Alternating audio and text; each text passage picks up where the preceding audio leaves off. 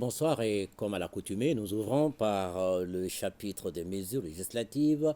et réglementaires sur le rapport du ministre de la Refondation de l'État et chargé des relations avec les institutions. Le Conseil des ministres a adopté un projet de décret portant approbation du programme national d'éducation aux valeurs et son plan d'action 2024-2028. Le Conseil des ministres, en sa session d'ici décembre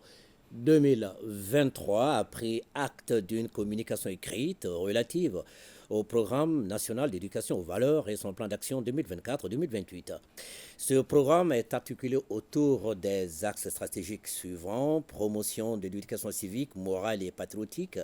création d'espaces d'éveil citoyen, soutien à l'autorité parentale, renforcement des capacités des acteurs institutionnels et sociopolitiques, amélioration de la synergie d'action entre les acteurs institutionnels. Le projet de décret adopté consacre l'approbation formelle du dit programme et ouvre la voie à la mise en œuvre des actions préconisées en vue de promouvoir une éducation civique, morale et patriotique basée sur le respect des valeurs et la bonne gestion des affaires publiques.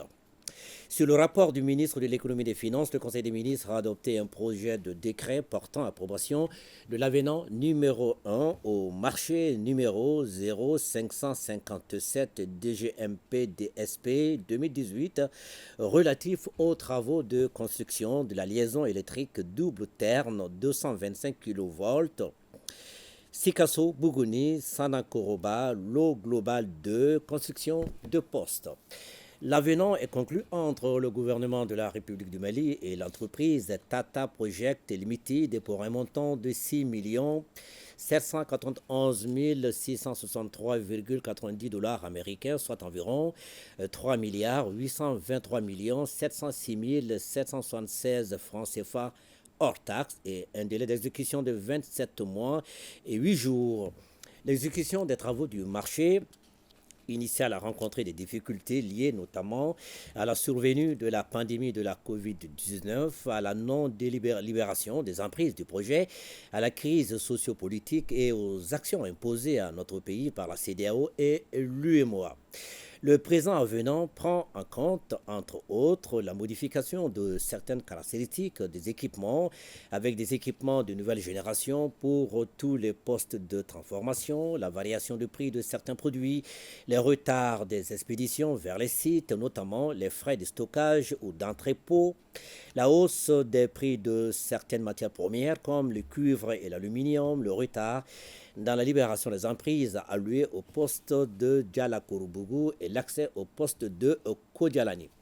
Au chapitre des communications, le ministre d'État, ministre de l'administration territoriale et de la décentralisation a informé le Conseil des ministres de la dissolution de l'association Solidarité pour le Sahel, en abrégé SOLISA. L'association Solidarité pour le Sahel est une association signataire d'accords cadres avec l'État. Elle intervient dans les domaines de l'agriculture, de l'élevage, de l'eau, de l'énergie, de l'éducation et de la santé dans les régions de Kaye, Koulikoro, Mopti et Tombouctou. Depuis un certain temps, il a été constaté qu'elle exerce des activités dans le domaine humanitaire dans la région de Kidal où elle dispose d'une antenne, ce qui constitue un manquement aux dispositions de la loi relative aux associations de l'accord cadre et aux dispositions statutaires de l'association. Il ressort des investigations que l'association Solidarité pour le Mali est un outil de financement des activités des groupes armés signataires du CSP-PSD agissant en violation des textes et contre les intérêts de l'État et des populations de la région de Kidal. Les groupes armés, pour mettre en œuvre leur volonté de contrôler tous les financements destinés à la région de Kidal, ont parfois tué des prestataires humanitaires, détruit et enlevé tous les moyens des autres camps intervenants humanitaires afin de les obliger à mettre leurs moyens et fonds à la disposition de l'association Solidarité pour le Sahel. Ces agissements de nature à contribuer au financement du terrorisme et au blanchiment des capitaux constituent une menace pour la paix et portent atteinte à l'intégrité du territoire national. Au regard de ce qui précède et compte tenu du danger que l'association Solidarité pour le Sahel représente sa dissolution et le démantèlement de ces dangereux réseaux complices s'avère nécessaire en vue de préserver la paix et l'unité nationale. Le ministre de la Refondation de l'État chargé de relations avec les institutions a informé le Conseil des ministres du déroulement des activités commémoratives de la Journée nationale de la souveraineté retrouvée. La célébration de l'édition 2024 de la journée du 14 janvier a été marquée par l'organisation de plusieurs activités à Bamako et dans les régions. Parmi ces activités, on peut noter la conférence de lancement à l'Université des lettres et des sciences humaines, les cérémonies de montée des couleurs suivies de la leçon modèle dans les établissements scolaires sur l'ensemble du territoire national, la tenue de conférences débats sur les notions de patriotisme, du triptyque défense et diplomatie, développement, de restauration de la souveraineté nationale et de l'intégrité du territoire national, les valeurs sociales, sociétales, les langues nationales, le processus de refondation de l'État ainsi que la distribution des exemplaires de la nouvelle constitution, les dons de sang en faveur des blessés de guerre dans les centres de santé de référence et hôpitaux et la remise d'ambulances. La célébration de cette journée a permis de se souvenir de cette date mémorable et historique afin qu'elle reste gravée dans la conscience collective et qu'elle puisse inspirer et guider les générations présentes et futures dans le processus d'édification du Mali nouveau, souverain, sécurisé et stable. Les hautes autorités du pays saluent l'engagement patriotique et la résilience du peuple malien qui ont permis d'affirmer le pilier fondamental de la souveraineté nationale, notamment la restauration des outils de défense nationale et la sécurité des personnes et des biens. La conférence de clôture de cette deuxième édition de la Journée nationale de la souveraineté est retrouvée prévue à Sikasso le 18 janvier 2024. Le ministre de la Jeunesse et des Sports chargé de l'instruction civique et de la construction citoyenne a informé le Conseil des ministres du déroulement de la visite du ministre nigérien de la Jeunesse, des Sports, des Arts et de la Culture. Une délégation nigérienne conduite par le ministre nigérien chargé de la Jeunesse a séjourné ici à Bamako du 13 au 14 janvier 2024. La présence de la délégation nigérienne au Mali avait pour objectif de prendre part aux festivités commémoratives de la deuxième édition de la Journée nationale de la souveraineté retrouvée. Elle visait également à lancer les bases d'une coopération durable dans les domaines de la jeunesse et des sports en vue de contribuer à l'opérationnalisation de la charte du Litako gourmand instituant l'Alliance des États du Sahel. Au cours de son séjour, la délégation a participé à plusieurs activités, dont un panel de haut niveau sur le thème Une jeunesse saine et citoyenne au service de l'Alliance des États du Sahel, la visite des infrastructures sportives, notamment le lycée sportif Ben Oumarsi et le centre d'entraînement pour sportifs d'élite Ousmane Traoré du Ousmane Bleni, une séance de travail entre les délégations maliennes et nigériennes sur les questions relatives à l'organisation et au fonctionnement des structures de gestion de la jeunesse et des sports. La délégation nigérienne a été reçue en audience par le président de la transition, chef de l'État, qui a instruit les ministres chargés de la jeunesse de continuer à densifier les actions de plein épanouissement au profit de la jeunesse de l'Alliance des États du Sahel.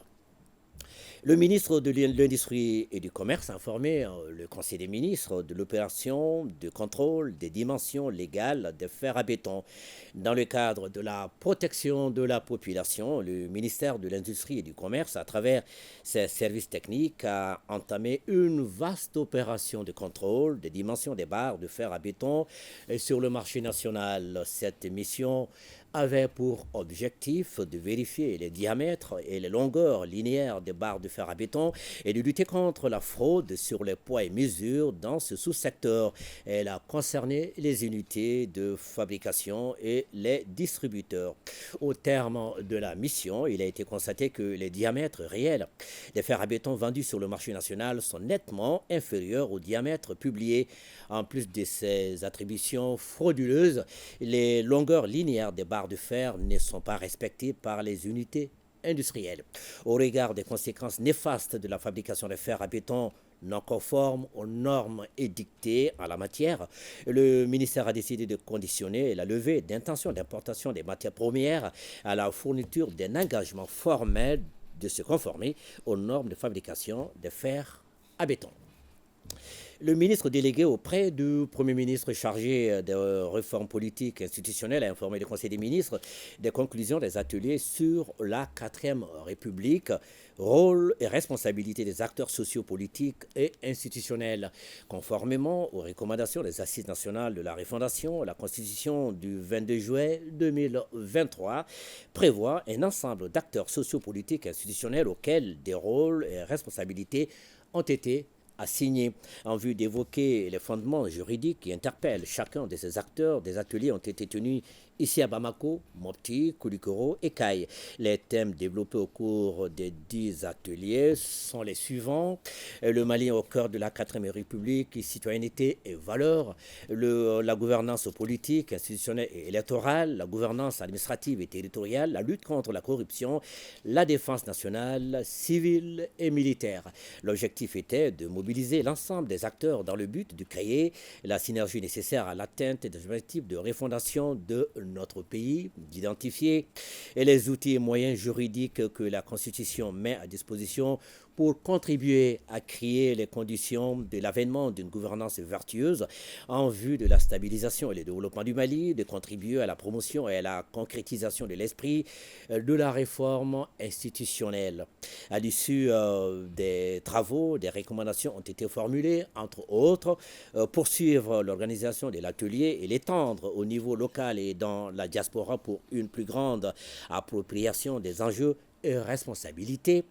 poursuivre le renforcement des capacités techniques et opérationnelles des acteurs, y compris par cibles spécifiques, femmes, jeunes, personnes vivant avec un handicap, médias, développer des modules et instituer des leçons modèles sur la citoyenneté et valeurs sociétales et républicaines à enseigner dans tous les ordres d'enseignement, entreprendre des campagnes d'information et de sensibilisation sur la corruption et ses différentes facettes sur l'ensemble du territoire national. Le ministre de la Santé et du Développement social a informé le Conseil des ministres de la situation épidémiologique du pays, marquée notamment par une stagnation du nombre de cas testés positifs de la maladie à coronavirus par rapport à la semaine précédente, par une diminution du nombre de cas confirmés de dengue comparé à celui de la semaine écoulée. Le président de la transition, chef de l'État, a cependant appelé la population au respect strict des mesures de prévention et de lutte contre les maladies. Merci d'avoir suivi, mesdames et messieurs. Maintenant, nous vous souhaitons une bonne suite de journal avec Mariam Koné, toute radieuse. À vous. Merci vraiment, Djambélé. Et nous poursuivons